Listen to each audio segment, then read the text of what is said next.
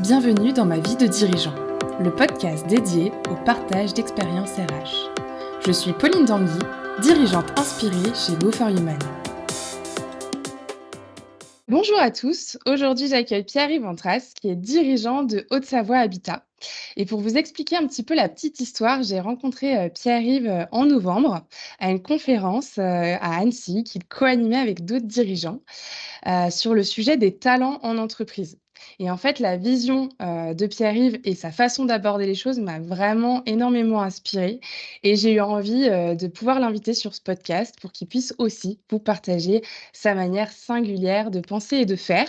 Donc j'espère que ce podcast et cette interview vous séduira autant que moi. En tout cas, son discours m'a séduit à l'époque. En tout cas, la thématique que nous avons décidé d'évoquer ensemble dans cet épisode, on l'a nommée Libérer l'entreprise, son dirigeant et son collectif. Alors, qu'est-ce que cette thématique englobe? De quoi on va réellement parler? Et puis d'ailleurs, qui est Pierre-Yves Antras? Eh bien, je vous propose de lui laisser la parole. Bonjour Pierre-Yves. Eh bien, bonjour Pauline, merci de mettre la barre aussi haute parce que avec cette présentation, je vais être obligé d'essayer d'être à la hauteur. J'espère que j'y arriverai et répondre à toutes vos questions. En tout cas, merci de ce podcast qui s'adresse aux dirigeants, aux entreprises, aux salariés, à tous ceux qui sont intéressés par la vie dans l'entreprise. Et ça, c'est top. Merci d'aider nos entreprises. Bah, j'en suis ravie et pas de pression, la barre est au bon niveau, j'en suis certaine. En tout cas, pour commencer, est-ce que vous pourriez vous présenter et nous en dire un petit peu plus, sur qui, vous êtes, quel est votre parcours, et qu'est-ce que vous faites aujourd'hui? Alors, sur qui je suis, donc, vous avez donné mon identité, Pierre-Yves Antras, ça c'est mon prénom et mon nom. Jusque-là, c'est simple, le reste est peut-être un peu plus compliqué. Sur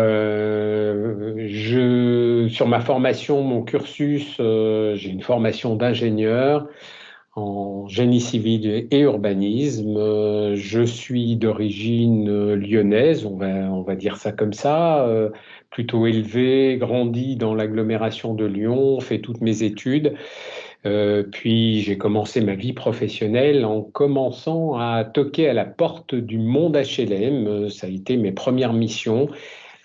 Travailler pour un bureau d'études du secteur HLM. Et à partir de là, j'ai commencé à être inspiré, aspiré, je ne sais pas comment il faut le dire, en tout cas les deux mots me vont bien, aspiré par ce domaine de la mission sociale, de la raison d'être qui est sur le logement social. Et puis, bien, depuis un peu plus d'une trentaine d'années, j'y exerce mon activité et il y a même un peu plus de 30 ans, oui, parce que je dois avoir quelques 40 ans, non, enfin bon, bref, ouais, 35, 40 ans d'expérience professionnelle sur une logique où effectivement, depuis une vingtaine d'années maintenant, j'ai intégré la Haute-Savoie pour rejoindre un organisme de logement social, qui est un organisme qui s'appelle Haute-Savoie Habitat, comme vous le précisiez dans votre introduction, qui est un office public de l'habitat et qui donc intervient dans le cadre d'une mission d'intérêt général qui est le logement social. Donc je pense que vos auditeurs connaissent ce que c'est qu'un organisme HLM. On a une mission qui est effectivement avant tout d'arriver à loger prioritairement ceux qui sont le plus éloignés de l'accès au logement dans notre pays.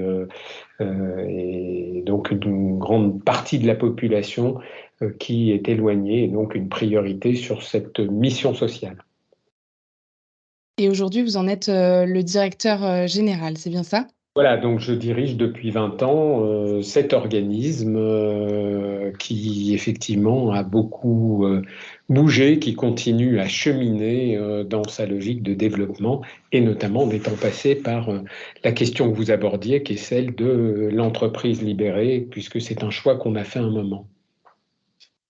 Et avant de passer au sujet de fond qui est l'entreprise libérée, vous, en tant que dirigeant, qu'est-ce qui vous fait vibrer, dans votre métier et justement au sein de Haute-Savoie Habitat?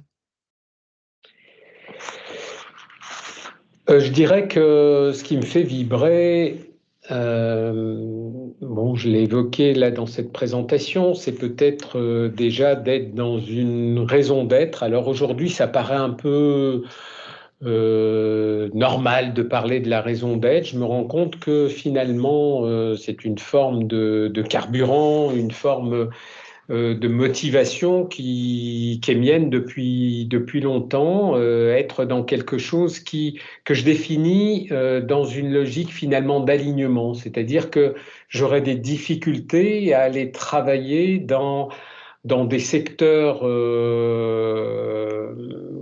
on va pouvoir exercer une activité qui ne nous permet pas d'être. C'est-à-dire que je pense que j'aurai à l'aborder, mais pour moi, dans la façon d'être dirigeant, il y a ce qu'on fait qui est important et ce qu'on est. Et moi, ce qui m'aligne, quelque part en tant que personne dirigeante, c'est d'arriver à faire correspondre ce faire et cet être. Et c'est ce que je qualifie d'alignement. Ce serait peut-être pour moi difficile de devoir faire des choses. Alors on voit tout ce qu'on peut imaginer dans les cadres qui peuvent être des cadres plutôt stricts au niveau de conseils d'administration capitalistiques avec une logique financière, économique, quelque chose qui nous ferait éloigner d'une mission sociale, d'une mission tournée autour de l'autre, que cet autre soit une partie prenante interne, qui soit salarié de l'entreprise, c'est-à-dire un collaborateur. Et notre mission en tant que dirigeant, ma mission en tant que dirigeant, je le considère vraiment comme une logique d'accompagnement sur les différents collaborateurs, et puis un alignement avec cette raison d'être. En clair, j'aurais du mal à prôner une logique humaine et ne pas pouvoir la mettre en place pour des raisons tout simplement où le faire, le devoir faire va nous entraîner au-delà du devoir être. On parle justement beaucoup de sens depuis quelque temps et je pense que le mot sens a encore plus émergé depuis le Covid. Est-ce que, vous comparerez votre alignement à cette histoire de sens ou pour vous c'est 2 choses différentes? Oui, la recherche du sens est ce qui, pour moi, permet d'éclairer le corps managérial, d'éclairer les salariés, de passer du temps à bien comprendre le pourquoi. Je vais commencer par parler peut-être de concepts qui sont forts dans l'entreprise libérée, notamment, et ça a été un choix à un moment que j'ai défini en disant notre entreprise sera une entreprise libérée, notamment parce qu'une entreprise libérée est une entreprise où on va mettre beaucoup plus d'importance sur le pourquoi plutôt que sur le comment. C'est-à-dire que on a connu dans nos principes sociétaux managériaux l'importance de tout ce qui était schéma des procédures, l'importance de suivre des procédures, l'importance de savoir ce qu'il fallait faire, de se rapporter à un classeur, de se rapporter à des normes qui sont strictement sécurisantes dans la logique de voilà ce qu'il faut faire et on vous dit comment il faut le faire. Donc ça, c'est les entreprises du comment. Et je pense que la force justement de ce que je peux essayer de développer au niveau de la fonction managériale, c'est d'accompagner la totalité des salariés, la totalité des managers sur cette force du pourquoi. Avant de décider comment je dois faire les choses, je dois d'abord être sûr que j'ai compris ce qu'on attend. Et donc le pourquoi. Pourquoi finalement faire ça? Et c'est en ce sens-là que cet alignement est trouvé. Pour moi, l'alignement, il est là au moment où, quand un collaborateur va se poser cette question je suis pas sûr d'avoir compris, est-ce que toi, manager, tu peux m'aider un peu plus à comprendre ce qui est attendu? Parce que peut-être que là, je vais apporter d'autres solutions. Je vais peut-être suggérer d'autres choses. Je vais peut-être mettre en évidence que dans la phase d'analyse que j'ai, ce que tu me demandes de faire n'est pas forcément cohérent. Ou en tout cas, je vais mettre en évidence que ce que tu me demandes ne me permettra pas d'être sûr que je serai dans la compréhension et dans la force de ce que tu attends de moi. Et peut-être que une procédure qu'on me demande d'établir, moi je sais en termes de valeur d'expertise fonctionnelle, opérationnelle, je sais que au fil du temps, c'est pas forcément le plus opérant.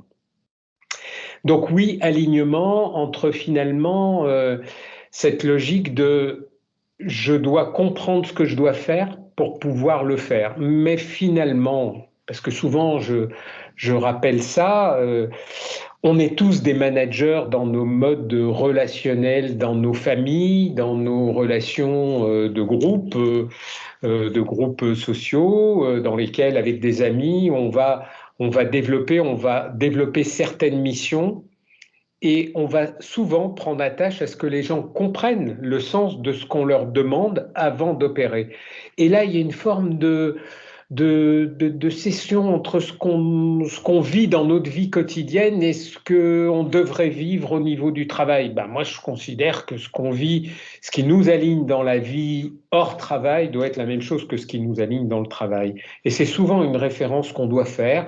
Finalement, ce qui vous paraît évident quand vous êtes en famille, quand vous devez prendre une décision, quand vous devez expliquer à vos enfants comment prendre des responsabilités, vous allez passer du temps à leur expliquer pourquoi c'est important de faire les choses comme ça, pourquoi faut respecter des règles, pourquoi il faut se protéger par rapport à certaines choses, on va passer du temps, pourquoi on ne le ferait pas dans le cadre du travail et pourquoi aller trop vite dans voilà ce qu'il faut faire n'est pas la bonne solution, n'est pas souvent la bonne solution. Des fois, peut-être que ça l'est, peut-être que ça nous permet d'avancer, mais ça ne nous permet pas d'avancer avec une certitude que la prochaine fois, on avancera aussi sereinement. Et donc par rapport à ça, aujourd'hui, comment vous définiriez l'entreprise libérée? Qu'est-ce que c'est? Est-ce que ça se limite, enfin ça se limite, c'est un grand mot puisque c'est déjà beaucoup, à la notion, d'alignement et de ce pourquoi dont vous parlez? Ou qu'est-ce que ça veut dire en fait, entreprise libérée? Parce que je pense que pas mal de personnes qui nous écoutent ne savent pas forcément ce que ça veut dire. Alors, cette question n'est pas si simple que ça. Enfin, la question est simple, la réponse peut pas être aussi simple que ça. Et je vais plutôt essayer de définir comment on est arrivé, comment je suis arrivé à dire à un moment aux salariés, notre entreprise va se libérer. Parce que je ne crois pas, je le redirai sûrement après, mais je ne crois pas qu'il y a une définition de l'entreprise libérée. Alors bien sûr qu'il y a une définition des concepts, le concept fortement porté par Isaac Getz, qui est un sociologue intervenant en France, qui a défini le concept de l'entreprise libérée il y a quelques années. C'est un chercheur, c'est quelqu'un qui intervient encore et qui porte beaucoup ce concept-là de l'entreprise libérée, le définit lui-même comme étant un concept qui doit être souple, hein. Aujourd'hui, je le dis en introduction, qu'on parle d'entreprise libérée, d'entreprise agile, d'entreprise positive. Il y a tout un tas de concepts qui vont se rejoindre, qui vont permettre simplement de rappeler qu'on est dans une recherche de sensibilité. Et c'est cette sensibilité-là qui est la plus importante à cerner, à comprendre, peu importe qu'on soit entreprise libérée, entreprise agile, définie selon les différents concepts. Pour moi, c'est un peu la même chose. J'ai écrit un livre qui s'appelle Libérer son entreprise et qui, tant pis, je spoil un peu, mais je le fais parce que j'aime bien cette conclusion, qui est une conclusion qui repose beaucoup sur une similitude avec une autre histoire qui m'a beaucoup inspiré dans ma vie, qui est celle du Petit Prince, écrit par Saint-Exupéry, et qui, à un moment, le navigateur explique au Petit Prince qui lui dessine un mouton comme il a envie de le dessiner, c'est-à-dire que le Petit Prince est assez exigeant dans sa logique du mouton. S'il vous plaît, dessine-moi un mouton. Non, celui que tu me dessines n'a pas la bonne peau, n'a pas la bonne couleur, n'a pas les bonnes cornes, n'a pas les... Voilà. Et donc, toute une exigence va se développer comme ça jusqu'à ce que l'explorateur lui dessine une boîte et lui dise le mouton que tu veux est à l'intérieur. Et là, les yeux du Petit Prince brillent et son rêve peut vraiment s'exprimer. Et c'est là que le Petit Prince dit merci, c'est exactement ce que j'attendais. Eh bien, mon livre, je l'ai écrit un peu comme ça, et c'est ce que je dis dans la conclusion. L'entreprise libérée, elle se définira simplement à l'intérieur de la boîte que je vous remets. Une fois que vous avez compris que c'est une boîte avec une entreprise qui est libérée à l'intérieur, si vous avez envie de libérer votre entreprise et si vous avez envie de vous libérer, eh bien, cette boîte, vous la ferez comme vous pensez qu'elle doit se faire et comme vous souhaitez qu'elle doive se faire. C'est-à-dire qu'on est dans une logique d'une définition qui va rechercher au plus profond de nous-mêmes, justement, puisque c'est le terme qu'on utilisait tout à l'heure, ce qui, en tant que dirigeant, en tant que manager, nous aligne. Et souvent, parce que c'est aussi un débat, l'entreprise libérée, c'est n'importe quoi, on ne peut pas être libéré complètement d'un cadre dans lequel on est. L'entreprise libérée, j'aurais plutôt tendance à la définir aussi comme une logique de quelque chose qui n'est pas ce qu'on pense qu'elle devrait être. Parce que souvent, on se dit l'entreprise libérée, c'est l'anarchie, il n'y a plus d'ordre, il n'y a plus de manager, un peu comme si on se forçait à définir une forme d'entreprise qui n'est pas atteignable, alors qu'on sait qu'au fond de nous, finalement, on rêverait tous de se dire qu'on est dans un cadre de travail qui justement nous équilibre au maximum, qui est le mieux possible pour nous et qui nous permet d'être mieux plutôt que mal. C'est-à-dire que quand on dit que il faut faire des choix entre est-ce que l'entreprise doit être productrice d'une gestion de stress ou d'une gestion de bien-être, poser la question comme ça, et ça répond aussi à la question que vous me posiez, à qui je suis et finalement, qu'est-ce que j'aurais envie de faire dans la vie. Moi, j'ai envie, et c'est souvent aussi quelque chose que je dis, j'ai envie que le jour où ma vie s'arrêtera et que je me retrouverai sur un lit en train de dire, voilà, je vais partir, j'ai plutôt envie de regarder ma vie passer en me disant, j'ai plutôt essayé d'apporter des éléments de bonheur et d'équilibre plutôt que des éléments de stress. C'est complètement égoïste parce que du coup, ça me fait plus plaisir. Peut-être que certains sont un peu plus dans, moi, j'aime mieux apporter des éléments de stress ou de malheur que des éléments de bonheur.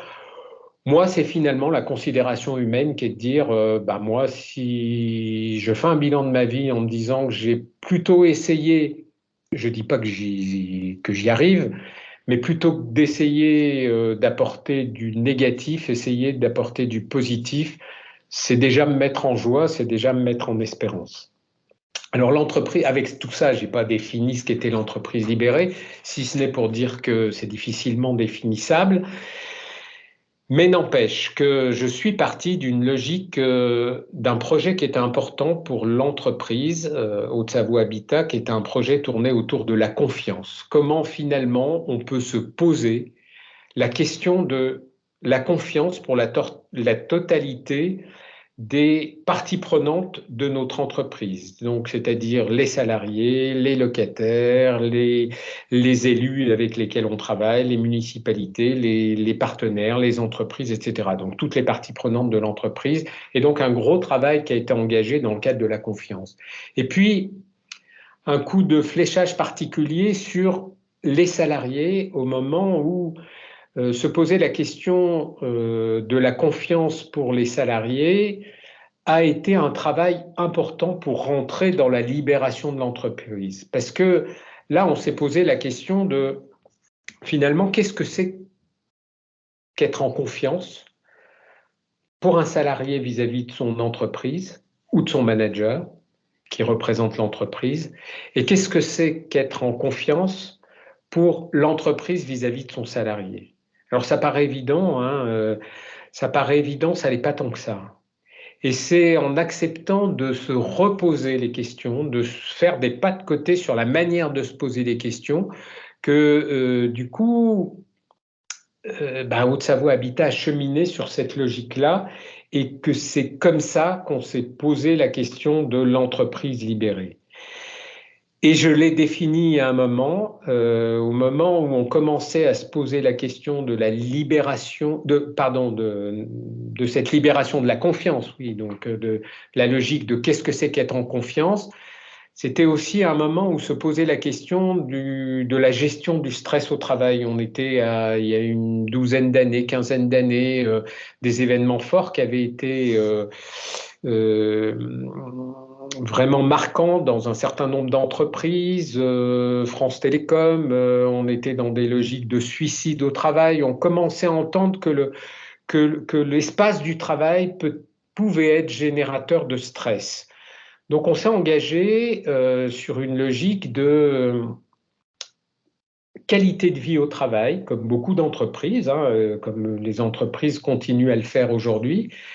Et à ce moment-là, on était dans une logique de réflexion sur la qualité de vie au travail qui croisait la thématique de l'entreprise libérée. Le concept commençait à s'exprimer en France, et une logique de simplement qui là aussi mettait en évidence une des importances du concept de l'entreprise libérée, c'est que on doit avoir une structure de la prise de décision éclairée.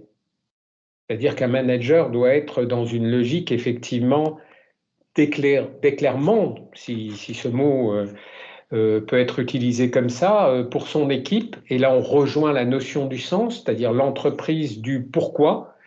En tant que manager, je dois éclairer, faire comprendre ce qu'on vise, donc être dans la logique de sens.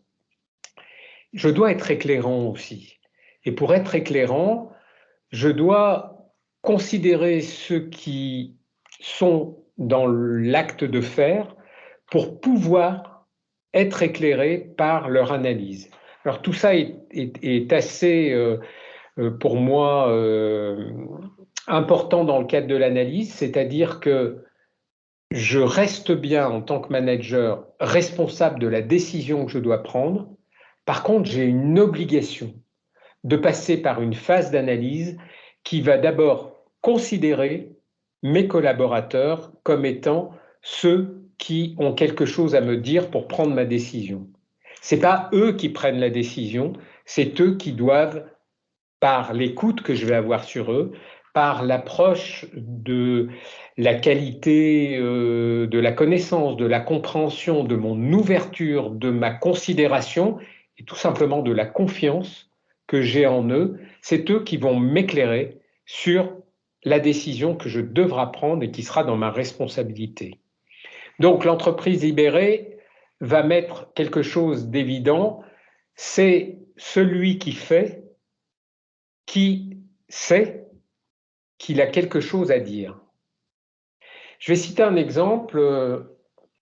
Dans mes précédents emplois dans le monde HLM, ça m'était arrivé d'aller rencontrer des gardiens qui intervenaient sur les quartiers, des gardiens qui sont ceux qui sont très présents sur la proximité.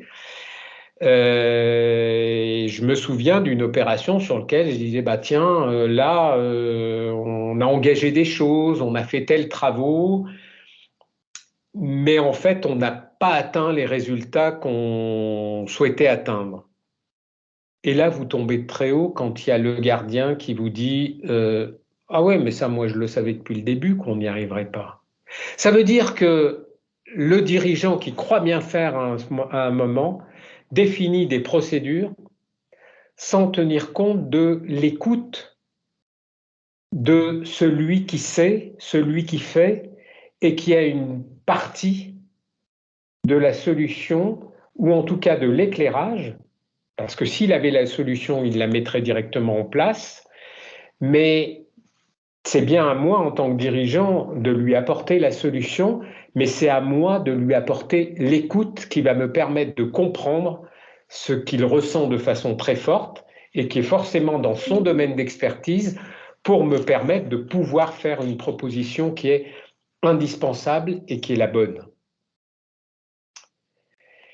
Voilà donc un des concepts importants de l'entreprise libérée. Après, il y en a plein d'autres, mais en tout cas, moi, je me bats contre le fait souvent de dire, mais c'est en fait un principe où on n'a pas de management. Au contraire, l'entreprise libérée va être une logique où on va redonner toute une force à l'encadrement, au rôle de manager. L'image qui est souvent donnée, qui est une image qui est développée par Isaac Getz, c'est l'image du jardinier, c'est-à-dire que le manager est un jardinier qui va accompagner une matière vivante, qui est une manière d'être avec ses collaborateurs, c'est de les comprendre, c'est de savoir que quand vous êtes jardinier, ben, vous savez que chaque espèce que vous allez planter, cultiver, que chaque espèce va avoir ses besoins en termes de besoins nutritionnels, en termes de besoins simplement de saisonnalité, en termes de besoins de déclenchement. Enfin, je cite souvent là aussi ce qui, moi, je suis pas jardinier, mais j'aime bien quand même aller mettre les mains dans la terre et on sait très bien, enfin, tous ceux qui plantent ce qu'on aime bien voir apparaître au printemps, que sont les jonquilles, les narcisses, toutes les plantes à bulbes, si elles ne restent pas longtemps dans la terre froide de l'hiver, elles ne font pas les mêmes fleurs que ce qu'elles peuvent faire quand elles sont plantées au mois de décembre.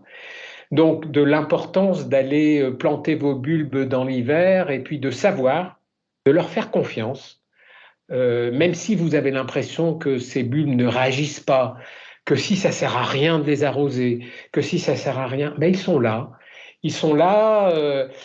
ils attendent ce qui est le plus bénéfique pour eux, qui n'est pas forcément le plus bénéfique pour vous en tant que jardinier, mais qui est le plus bénéfique pour eux. Donc on ne va pas forcer nos équipes à réagir comme ce qui est bien pour nous, on va plutôt se forcer à les comprendre.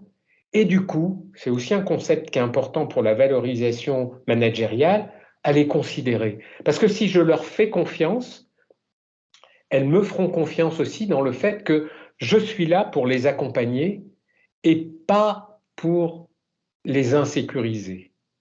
Donc on est dans quelque chose qui est gagnant, gagnant, gagnant pour tout le monde, gagnant pour le manager, gagnant pour le salarié prioritairement, et du coup gagnant pour l'entreprise. On crée une entreprise de personnes alignées, je reprends ce terme parce qu'il est important, qui sont en capacité de grandir au sein de l'entreprise dans un écosystème qui se, qui se forge, qui se forme à partir des besoins complémentaires et qui sont des besoins de chacun d'entre nous. Donc j'espère que je suis pas trop théorique quand je dis tout ça. Je sais pas, à vous de me dire si vous voulez des exemples précis, des choses. En tout cas, c'est un peu ça le cheminement. Euh, c'est un peu comme ça que je définirais l'entreprise libérée, avec l'importance pour moi, peut-être aussi à un moment d'avoir dit aux gens, parce que je me rendais bien compte que continuer à avancer comme ça en apportant une logique qui n'est pas forcément très sécurisante, c'est-à-dire que forcément on a besoin de dire mais attends, qu'est-ce que ça veut dire ce concept, tout ça, comment on fait changer de méthode, c'était un moment de dire voilà, à partir du 1er janvier prochain on devient entreprise libérée, et j'étais obligé de le faire pour que le collectif comprenne qu'on imposait un effet interrupteur et que cet effet interrupteur, il déclenche, surtout chez le corps managérial, une logique de comportement qui ne peut pas être la même. Si on dit, bah oui, on est d'accord sur le concept, finalement, bah oui, on est d'accord pour mettre l'humain au centre, c'est ça l'entreprise libérée. On est d'accord pour libérer la confiance, c'est-à-dire lui permettre simplement de s'exprimer, d'être en confiance, parce que le nombre de fois où dans pas mal d'entreprises, on se dit ah ben on m'a demandé de parler, mais moi la prochaine fois je dirai plus rien hein, parce que je me suis tapé sur les doigts quand j'ai dit que ce qui allait pas. Donc j'ai bien compris la prochaine fois. Donc là vous développez pas la partie de la confiance et justement ce projet de Cap Confiance m'a permis de dire bâtissons tout sur la confiance, reposons-nous des questions sur la confiance, rappelons-nous que quand on signe un contrat de travail, on part avec un capital confiance qui est positif. Quand, en tant qu'employeur, je signe un contrat de travail, si je n'avais pas confiance, je ne signerais pas le contrat de travail. Si le salarié n'avait pas confiance dans son entreprise dans laquelle il rentre il ne partirait pas, il ne le signerait pas. Donc il y a une logique de capital confiance qui est positif. Alors le positif, il n'est pas forcément très élevé, il peut être avec plein d'attendus, plein d'éléments de contrôle. C'est pour ça que les contrôles qui existent au cours d'une période d'essai sont définis comme ça dans un emploi. Ça vous permet de dire bah non, je n'étais pas dans ce qu'on m'a annoncé, je m'en vais, ou vis-à-vis de l'employeur, de dire c'était pas ce que j'avais compris, donc j'arrête. Mais pourquoi on ne se donne pas les moyens, en tant qu'employeur, de se donner la mission de bonifier ce capital confiance plutôt que d'être dans des structurations qui systématiquement vont avoir tendance à altérer ce capital confiance. Alors ça paraît évident là aussi peut-être dans la théorie, ça n'est pas tant que ça dans le quotidien, de se dire finalement réfléchissez à tout acte managérial ou salarié, parce que c'est pas que le manager qui décide d'être en confiance, c'est aussi le salarié qui accepte d'être en confiance et qui développe aussi ce phénomène-là, qui nous permet à des moments de se recadrer en se disant là, je suis plus en confiance, donc je vais en parler. Et là aussi, c'est un cercle qui s'auto-alimente parce que si je suis pas en confiance, je vais pas libérer la parole, et l'entreprise libérée permet aussi de libérer cette parole-là pour pouvoir échanger, pour pouvoir considérer que si on ne se dit pas les choses, on ne peut pas avancer. Donc, oui, tout se raccorde dans cette définition. C'est comme ça qu'on a défini ce passage à l'entreprise libérée, ce que je qualifie souvent de libération du corps de l'entreprise, c'est-à-dire on est passé par la libération, le choix de parler positif avant du négatif. Qu'est-ce que ça veut dire ça? Ça veut dire que souvent, le manager, il va dire non, non, mais ce que tu me proposes, non, mais non, non, non. On va répondre non avant de répondre oui. Donc c'est un travail managérial qui consiste à dire travailler dans le vrai oui avant de dire non. Le vrai oui, c'est pas de dire ah oui, attends, on m'a dit qu'il fallait que je dise oui, donc je vais dire oui, mais. Le oui, mais, c'est pas un vrai oui. La vraie considération du oui, c'est j'entends d'abord ce que tu me dis, j'entends ce que tu m'apportes. Et si tu m'apportes quelque chose, c'est parce que tu es en confiance, parce que tu as compris que ce que tu vas m'apporter va m'éclairer pour que je prenne une décision qui puisse aussi aller dans ton intérêt. Donc c'est pour ça que je parle d'auto-alimentation, je parle d'une Et qualité voilà, d'écoute qui est cet forte, épisode est terminé. d'une Merci de nous avoir qualité écoutés et si ce de podcast vous a considération, plu, d'une qualité n'hésitez surtout de surtout pas à confiance. le Donc on a partager autour libéré de le vous. corps, À très vite c'est pas pour un simple, prochain hein, épisode de quand ma j'ai un vie de salarié qui DRH. dit peut-être pour tester aussi, moi j'aimerais bien, puisqu'on nous dit qu'il faut qu'on ait des suggestions, Moi, je vous dis que mon travail, j'aimerais mieux le faire sur un tapis de marche. Bah, bien sûr, j'ai des moyens généraux qui me disent, mais on va pas dire oui comme ça. Je dis, et pourquoi pas? Vous connaissez peut-être cette petite poésie là qu'on apprenait quand on était plus jeune, une fourmi de 18 mètres avec un chapeau sur la tête. Donc je cite souvent ça en disant, ouais, on apprenait la poésie avec ça n'existe pas, ça n'existe pas, et la poésie se terminait par et pourquoi pas. Et ben c'est ce et pourquoi pas que j'ai fait rajouter quand on dit bah non, ça c'est pas possible parce que après tout le monde le demanderait.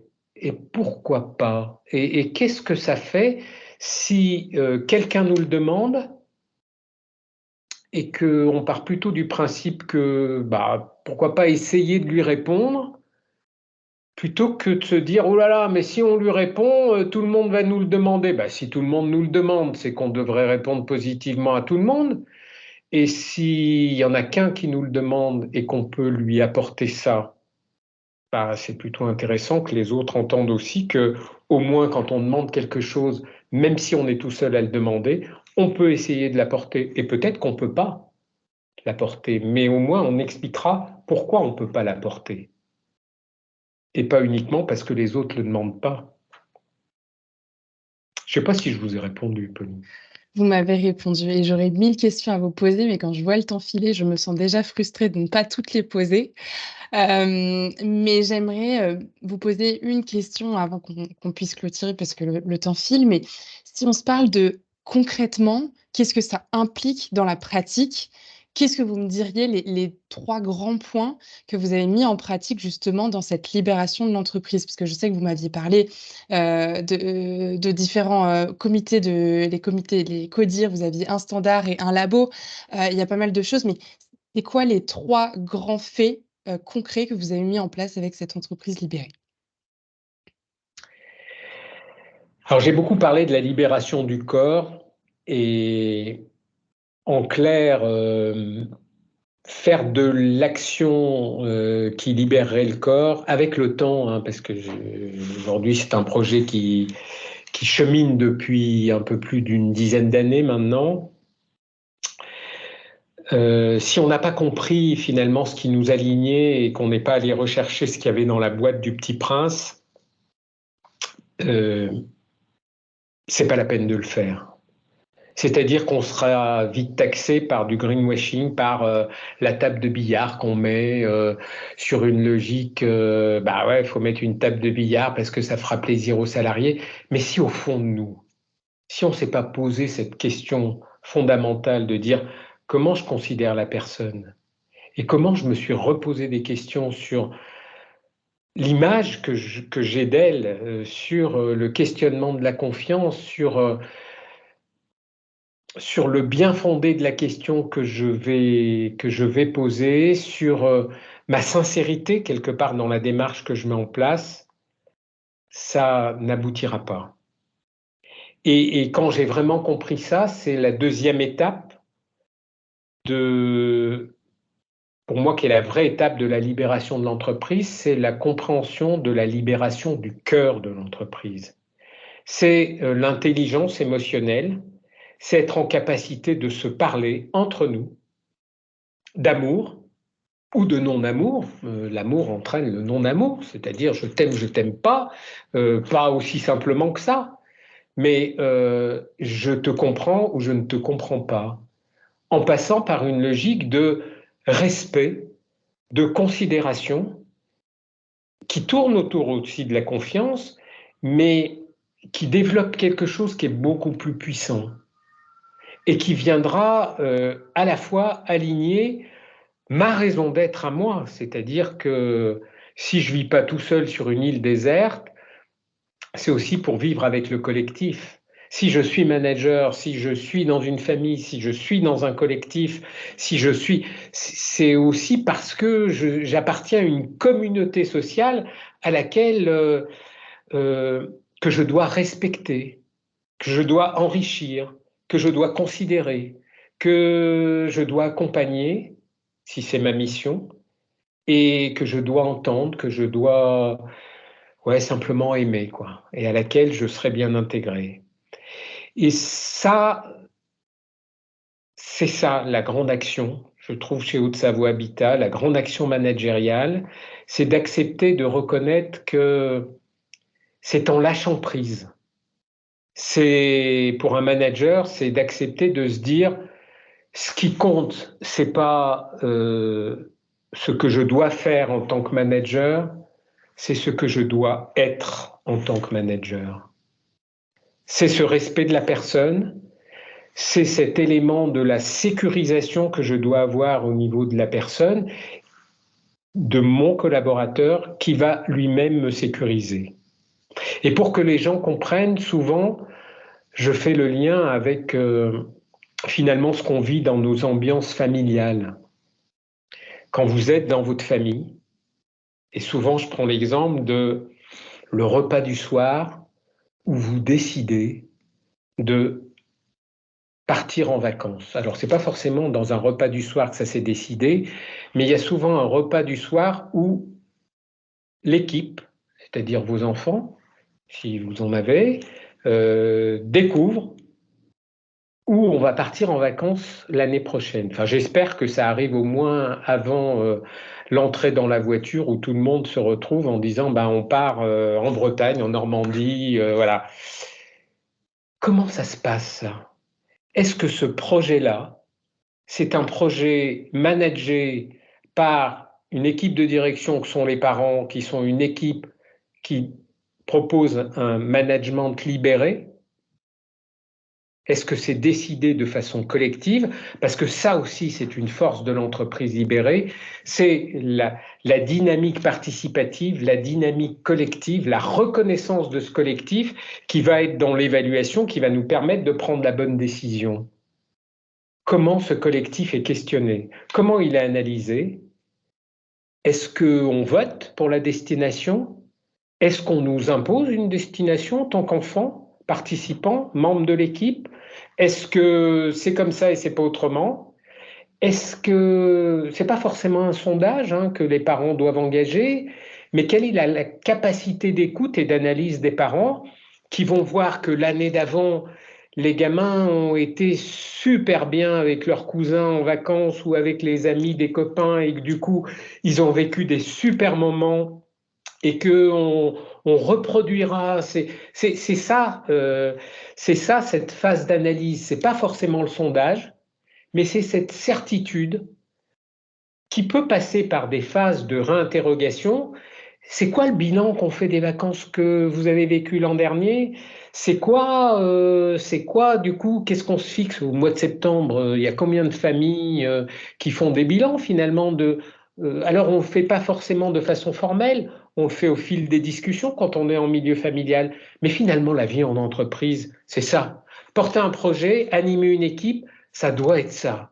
Finalement, comment j'évalue sans forcément être dans maintenant c'est la démarche d'évaluation, vous votez, vous dites, vous répondez à un questionnaire, c'est pas ça. Cette capacité aussi d'écoute, de respect, c'est d'être finalement comme le jardinier auprès de ses plantes, en les écoutant, en les respectant, en sachant ce qui est bien pour elles, que je veux sécuriser ma plante, en sachant quand je dois lui mettre un globe pour la protéger, pour éviter qu'elle gèle, en sachant quand je dois enlever le globe parce que la plante a plus besoin d'air naturel, en ne l'étouffant pas trop, en lui permettant d'avoir la bonne température. Voilà, c'est ça, cette phase-là, et c'est ça qui est aussi passionnant et qui me passionne. C'est très intéressant, très inspirant. Vous avez parlé de beaucoup de choses que sont la confiance, l'alignement, l'intelligence collective, le vrai rôle du manager aussi derrière tout ça, mais aussi des collaborateurs, puisque finalement tout le monde est partie prenante de cette aventure et tout le monde a un rôle à jouer dans déjà la posture, dans l'être et ensuite dans le faire. On pourrait encore en parler des heures, je pense, mais déjà merci beaucoup Pierre-Yves pour avoir répondu à ces questions et avoir clarifié ce qu'est l'entreprise libérée et tout ce qu'on libère en fait derrière tout ça. Avant de se quitter, j'aurais une dernière question. Si vous aviez un conseil à donner, à des dirigeants ou à, des directeurs, des DRH, ou autres qui nous écoutent, un conseil par rapport à justement cette relation aux autres dans l'entreprise, qu'est-ce que vous diriez? Qu'est-ce qu'on devrait retenir? Lâcher prise. Qu'est-ce qui est important pour vous? Si c'est sincèrement l'amour de l'autre, donnez-vous les moyens de l'aimer. Si au fond, l'autre vous dérange, qu'on apprenne à lui dire. Qu'on apprenne avec l'autre à vaincre nos peurs aussi, à nous poser les bonnes questions et à se dire les choses. Simplement, en toute sincérité, avec franchise. Ça veut dire qu'on fait confiance a priori. Et je crois que la vie est belle. C'est mieux de faire confiance, même si, alors l'entreprise comme la vie, il y a plein de moments où on peut se retrouver en se disant, oh là là, j'ai trop vite fait confiance. Je crois pas. Je crois pas. Je crois que c'est toujours fort, plus positif d'aimer avant de détester, d'être positif avant d'être négatif. Et finalement, même si certains diront ouais ben on va se faire avoir, on n'est pas au monde des bisounours, vous savez les choses qu'on entend plus souvent. Et pourquoi pas?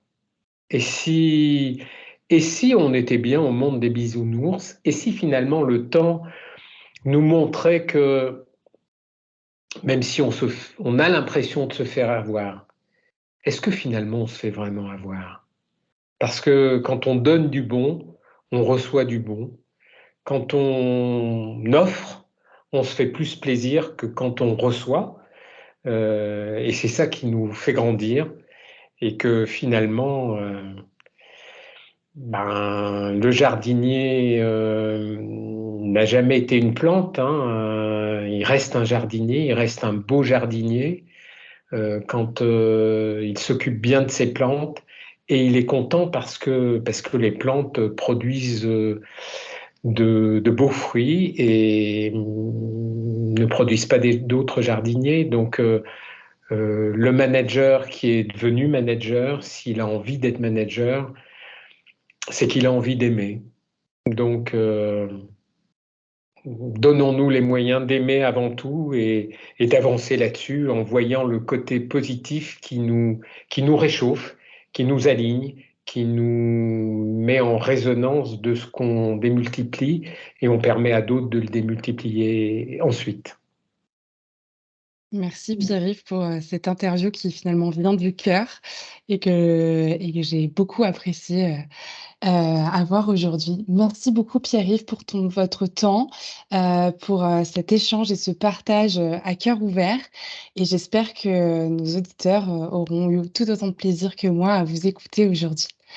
Alors un grand merci puis Merci pour cette approche de podcast et à votre disposition et à très bientôt pour tous, j'espère. et voilà, cet épisode est terminé. Merci de nous avoir écoutés et si ce podcast vous a plu, n'hésitez surtout pas à le partager autour de vous. À très vite pour un prochain épisode de ma vie de dirigeant et de ma vie de DRH.